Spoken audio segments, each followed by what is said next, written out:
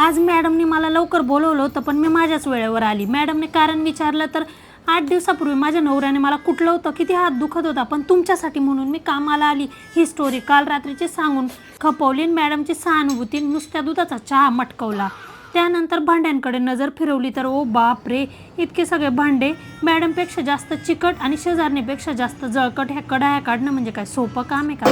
Madam खडूस असली तरी तो आधीचा साबण फेकून मॅडमने हे बिकोचं नॅचरल डिशवॉश लिक्विड आणलंय. ते भारी काम केलं. थोडंसं लिक्विड पुचक पुचक करून टाकलं, थोडंसं पाणी मिसळलं की ह्या फेस होतो, ज्याच्यामुळे तेलकट तुपकट जळकट भांडी एकदम झटपट आणि पटापट निघतात. आणि सगळे नैसर्गिक घटक असल्यामुळे या बिको डिशवॉश लिक्विडमध्ये माझ्या हातांवर पण त्याची मेहरबानी होते. हे पा बिफोर आणि आफ्टर किती चकाचक झाले.